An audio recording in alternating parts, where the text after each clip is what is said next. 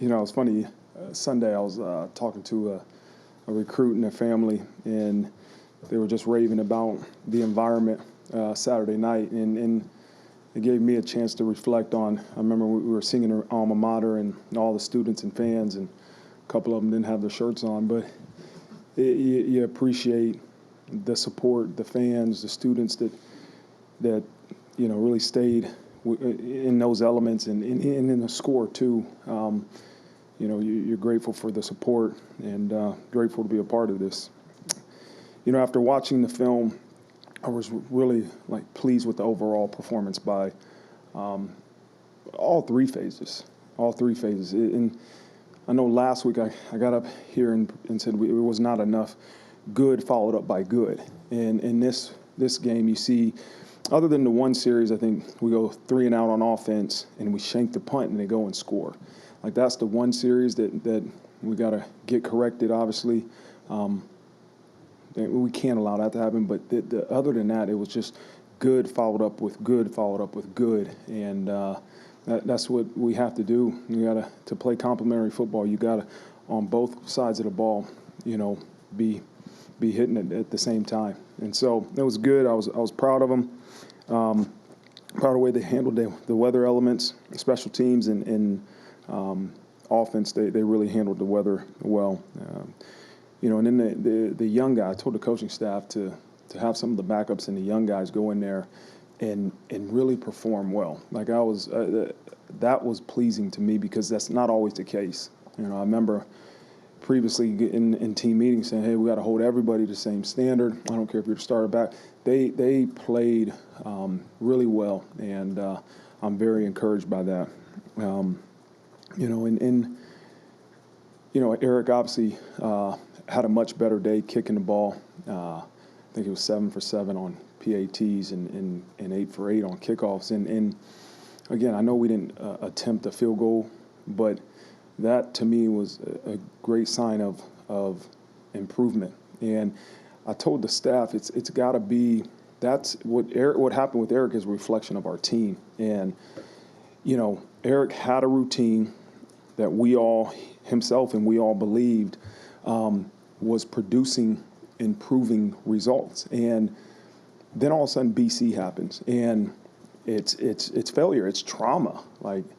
That is a devastating thing. And so now, because of that desperation to fix it, you come up with a new routine. You come up with different answers. And I always say, there's answers, but sometimes desperation and trauma and struggle forces you to go seek those things, right? Because you can think your routine is producing good results, and then all of a sudden it doesn't. You got to, how do we make it better? How do we find more answers and go to work? And so now this new routine that he has, it has to become now the foundation for what he does moving forward. And we got to continue to enhance that. And that new routine is what he has to make sure he's doing every day, and he can't tolerate below the standard routine, right? He can't choose to not do things that he did last week, and the same thing for us coaches. We can't tolerate it. And so that's just a great example of a lot of things that I talk about with us as individuals and us as a team. And I'm just really proud of the work he put in, and look forward to seeing how he continues to improve with this new process that he has and the new work that he's put in. I'm proud of him. So, with that, I'll get to Pitt. Right, it's going to be a great challenge. We know that 7-2. I think they're on a 5-game win streak and playing with a lot of confidence, momentum, and rightfully so. They've earned it. On offense, they're an explosive play, fast, shift motions, tempo, and I think they're top 10 in scoring offense right now. I mean, it's the quarterback. They obviously made the change of quarterback, and he is confident in himself, but you see the confidence in the people around him, right? He is really doing some great things for this offense, and they got weapons across the board. And their defense is aggressive, tough, physical, everything you would think of a defense that plays under Pat Narduzzi. I've studied him for years and the things they do, and they're creating a lot of havoc. They're going to do everything in their power to stop the run. So we got to be prepared, and we got to have answers. And so, in their special teams, like that's where I've seen probably a difference from maybe when the last time we played them. Is they are creative, challenging on all phases of special teams that we have to be prepared for. So, as I was reminded yesterday, somebody texted me, it's a trap game. I said, this is not a trap game. This is a challenge. This is a real challenge, a great challenge. And so we have to understand the challenge that we have ahead of us on Saturday and use that as, again, a reminder to prepare the right way, to take care of what we have, and that's what's right in front of us. And so we got to get to work, and we've been getting to work, and we got to continue to do it. So with that, I'll open up for questions. Front row on the left, Tyler Horka. Coach, Saturday night you got at how important the third quarter on was for your football team in that Navy game, and kind of alluded to it today as well. So what did you learn about maybe some specific players in those moments and your team as a whole to be able to finish the way you did? Yeah. In the locker room, I remember telling them it's 21-10, but like we all feel a little bit of struggle right now. It's not going as smooth as we wanted this thing to go. And I said, this is going to really take our offensive and defensive line playing on the other side of the line of scrimmage. Like that's, when you face a unique scheme, right, offense or defensively, it at times it paralyzes you, right? You're just trying to be disciplined and just do your job, but you have to still do that with aggression and physicality. And that's what I saw in the second half. We saw guys playing aggressively, physically on their side of the ball. We obviously, we come out and we score. Then we force them to turnover on downs. The next play we score. So it kind of got it rolling from there. But I did see the physicality from our O-line and D-line that I think we had to play with. We see Jaden Greathouse questionable pretty much every week. We've talked about the physical aspect of that, so I will ask you again, like where he is, but also mentally, what have you done to kind of coach him through that? Because I know it's not easy to stand on the sideline there and watch his guys play every single week. Yeah, JG is putting in so much work on trying to get that hamstring to where it needs to go, where it needs to be. We last week had to extract some blood from his hamstring just because, part of the healing process, some blood build up, you got to extract it and continue to get that muscle stronger. And mentally, he's been in a good place. Like he's as frustrated as anybody. He wants to be out there. And so, we got to just keep working, and then we'll see what happens here in the next days, weeks, depending on how he heals. Back of the room, Talia Baya. Hey, Coach. Every week you sort of have a main focus. Last week it was kicking, short yardage situations, and also slow starts. What's the main focus you think needs to be improved before Pitt? They're a big team coming up. And there's I can go down a list. Everything we do, the main focus maybe for you all might not be the main focus for us, right? You said slow starts. Again, that's a reflection of winning this play, right, and executing on this play and having a good game plan on this play. And so that's our focus. We got to have a great game plan. We got to continue to find ways to put our players in positions to succeed. Then we got to go to work that game plan. We got to struggle. We got to really prepare the right way, and then we got to go play. But there's no one part. Every part is important. Every single part of the preparation is important. And on a bigger picture, where do you stand on Notre Dame being independent? Do you think the Irish should join a conference, or are you liking how things are going so far, being 7-2? I'm focused on Pitt. I know I'm focused on Pitt, and that's where my focus is. I don't have anything else to say about that. Front row on the left, Jack Sobel. Coach, I think Coach Golden talked last year about like the post-option hangover. I think he was talking between like Army and USC, the kind of whiplash you get when you go from the option team to somebody who likes to throw the ball around. Like, how real is that, and what can you do to mitigate it going into Pitt? Yeah, I can't remember specifically, but I think last year we might have had a bye right before Navy.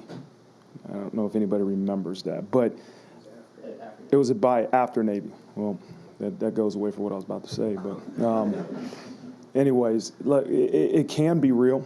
It can be, or it can be not. If you put the work in and you go to work and prepare the right way, like I'm never gonna allow myself or our guys to make an excuse for a performance below what we have set for ourselves. So I don't know. Navy's in the past. We got to get ready for Pitt. And then you talked about good followed up by good. Like, what are some of the keys, like mentally, physically, to maintaining that consistency from play to play? You know what? Win this play. Jack, that the same answer I'm gonna give you when you ask me about starting. Win this play. Like, that's how you follow up good with good with good with good, is you are good on this play, and that's what matters. Back of the room, Sean Stiers.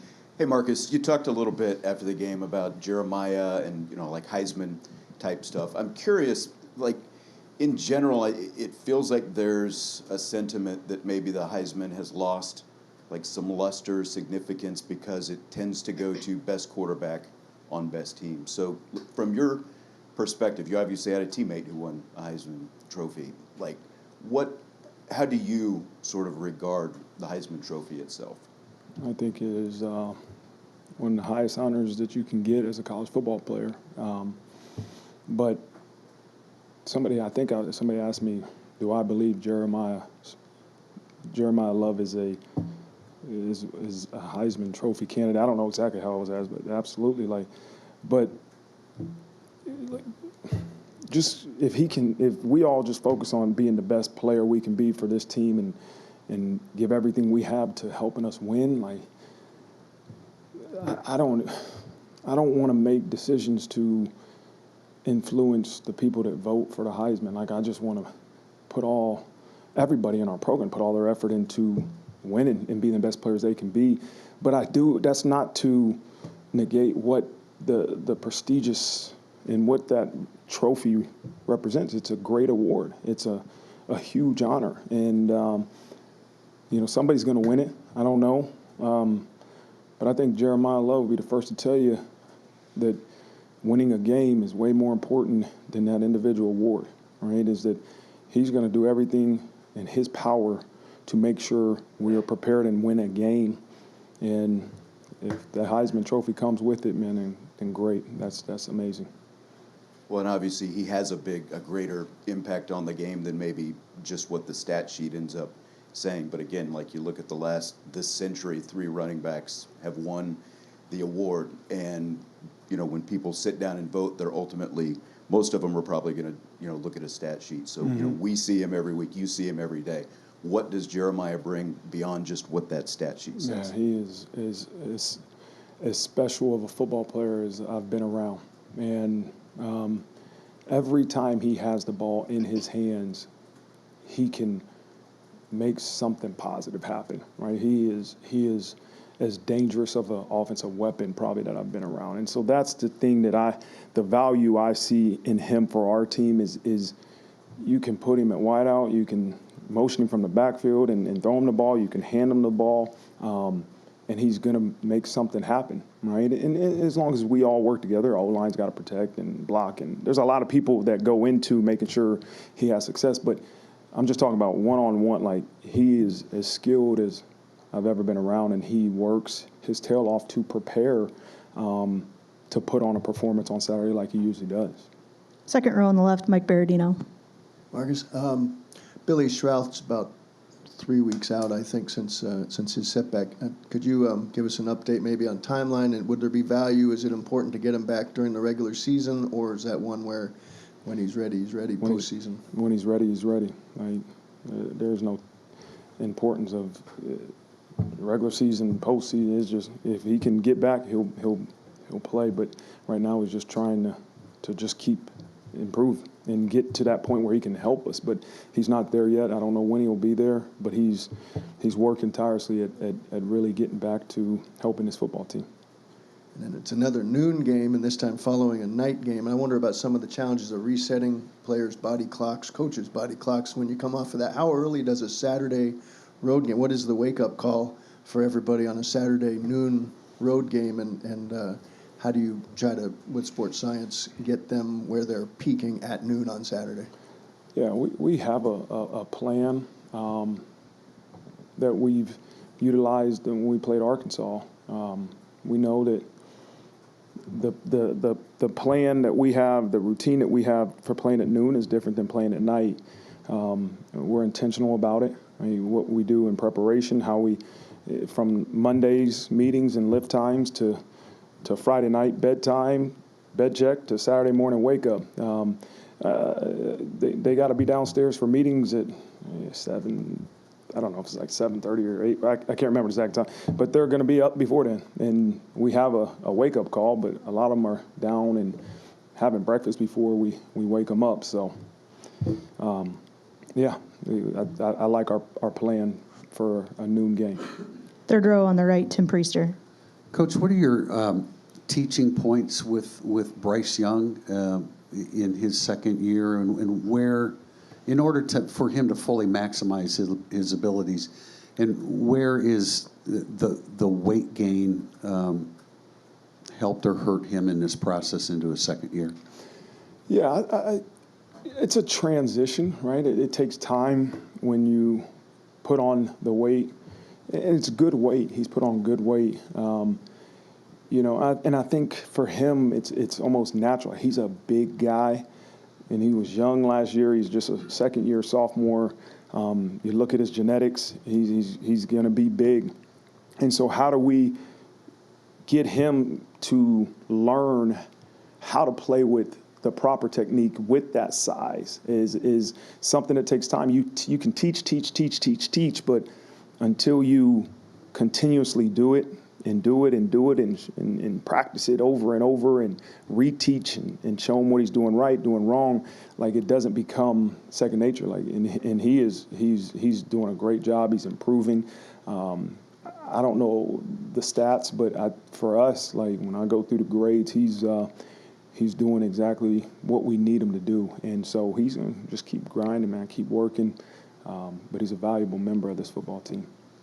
This isn't applicable to anything from this past week, but in the past you've talked about the Heisman. It's a video that you use. Could you explain the procedure in sharing that information? And do you guys suggest alternative celebrations to avoid some of the penalties that you've gotten? Absolutely. The Heisman plays are just a accumulation of different teaching plays from non-Notre Dame games, right? And so it could be college, NFL, it could be CFL, it can be high school. If there's plays that our guys can learn from, then I want to use that time to teach them. And that's what we do on Fridays. We spend some time looking at teaching opportunities, but also sometimes mistakes of other players. And then I always say it takes a wise man to – any man can learn from his own mistakes. It takes a wise man to learn from mistakes of others. And so part of that is celebrations. Like, nobody's worth 15 yards. And, again, our guys have to learn what those 15-yard penalties are being called, right? And just so in case one of your celebrations is on this Heisman tape, you better come up with a new one. And I always say if you celebrate together, probably not going to say anything. And so it's just a way to learn and a way to try to be proactive with preventing a problem. Third row on the left, Pete Byrne. Hey, Marcus. You were able to get your offensive starters out in the third quarter. I don't think the defensive starters played too much past that either, if I remember correctly. After playing 16 games last year, and I know your hope is to play more than 13 games this year, how important is it, as you think of the big picture of the season, to have weeks, it's happened a couple times now, where you don't have to play 4 full quarters in your guys and try and save them when and where you can? Yeah, I think it's important if you can do that for, yes, to take off the load, the physical load, the running volume. But more importantly, if you can do that, that means you're at a point in the game where you feel like we're going to put these younger guys, the backups, in. And that, to me, is more important than anything. It's great to get to a point where you feel like you can put your backups in, right? And that is probably more important than saving the physical loads they have on their bodies. And now we can always make practice adjustments based on a group, the team, individuals, based off the numbers. But again, if we have an opportunity to get some guys that don't play much meaningful moments and plays in a game, like that's good for so many different reasons. It's good because it means you feel like you won the game. Like you can put these guys in. It's good because those backups can get meaningful time, and it's good because you save some of the impacts on the guys that are playing a lot more. And when you look at your wide receiver room, I think while some guys are standing out, I think it's hard to pinpoint one guy as being your top receiver. I'm wondering if you have any sense why that is and what as a whole that group does to where you've got on any given day 3, 4, 5 different guys that might be the dangerous one. Yeah. Obviously the top three are playing as well as, anyone, right? Between Malachi and FaZe and Will. KK's continuing to improve and make big plays like he did Saturday in the game. And some other guys are stepping up. So, it's a credit to the work they put in, right? The work they put in. But I always say the statistics reflect, one, decision-making on the quarterback, but two, the confidence for the offensive coordinator to say, hey, we're going to scheme this up, that this is your first read to this wideout or whoever it is. And so, again, it's great to hear, right? It's great to hear and to see multiple guys really performing well. Coach Brown's done a great job in that room. He acquired some talent that are the right fits, but really good football players. And credit to CJ for being able to put the ball where it needs to be and making the right decisions. And then the offensive line's got to protect so they can so CJ has time to get the ball to those guys. So there's a lot of different things that go into that, but it's a really good situation. Front row on the right, Eric Hansen. Hey, Coach, given that Pitt's number 3 in the country in rush defense, they're 5th in tackles for loss, and they're up there in sacks too. Wondered if you could evaluate how the offensive line has been playing with the new pieces in it, especially if you could highlight Absher and Audie. Yeah, both played well. The last, I think Otter's 3 games, but Sully the last 2 games, they're improving. There's areas that they have to improve is just like everybody else, but they're doing a really, really good job in not only recognizing different tells from the defense, but trying to play on the other side of the line of scrimmage, and that's the ultimate challenge. They're doing a good job in pass pro. Otter's doing a good job at just recognizing different looks, making calls, and so it's been good. It's going to be a greater challenge. We know that, right? This challenge ahead of us is going to be a really, really tough one. So we got to keep working and preparing, but I'm really pleased with the way they've been playing. And then this one's probably through a sports science lens. A lot of these weeks we look at the injury report and there's concussions. Now you don't have any new ones. You have somebody come almost back from one. But I'm just wondering, just kind of that run of concussions, what you maybe learned about, or is it just random that they happen? No, they're all different, right? They're like you evaluate each one, right? And is it an impact one? Were they fatigued? We got to make sure we're hydrated. There's a lot of things that go into saying here's why the concussion happened. Sometimes it's the game of football, right? And we got to continuously find ways to prevent them. All of us, not just the sports science, but like all of us that love this game of football. How do we continue to make it more and more safe? But we evaluate every single one, and they're not all the same. And then some take longer to return than others. But we have a very strict return to play protocol that we're always going to err on the side of safety before we allow those guys to have contact. Same row, Pete Sampson. Jaden Osbury was in here after the game and said something interesting about guys, like players in practice, holding each other accountable more, but also players willing to be held accountable by their teammates, like the ability to sort of take criticism. Yeah. So it was interesting, like how you sort of create that in a program, why that's important. Well, I think you have to point out why people don't accept criticism well, right? And because they feel personally attacked, or they don't want to be called out in front of their peers, or they don't want to take fault or be blamed. But at the end of the day, if you getting yelled at is going to help you become a better player and help us become a better team, like that's the come on, what's more important? What's more important? And so that's why it's great to hear Jaden say it, because like we need more guys that are willing to put themselves out there, right? It's okay to try something and get yelled at and be held accountable, because at the end of the day, every person, every player that might hold you accountable, or every coach that's going to hold you accountable, is ultimately doing it to make you better. You might not like getting yelled at. I don't like getting yelled at, but at the end of the day, is that correction going to make you better? If it is, right, and it's going to make us better, then we have to be willing to accept it, right? And we have to be willing to challenge each other, right? I'm not always just saying the person doing the yelling. I have to be able to be challenged. And you have to create a culture where it's okay to be challenged in the right way, right? I've been in cultures where, or maybe I've seen cultures like, it's just, this is it, blind obedience. That's not the way I want to do it. I'm not saying it doesn't work. That's not how I want to do it. I want to make sure that we're so close. We are intentional about building relationships. We trust each other because we've been through tough times together, that there's going to be a time you might hold me accountable. I got to hold you accountable. And you understand it, because it's just to make you better and it's to make us better. And we have to continue to just keep promoting that. And guys like Jaden, he understands that. 9 games of tape on CJ now. I was interested, like, how you've seen teams try to defend him.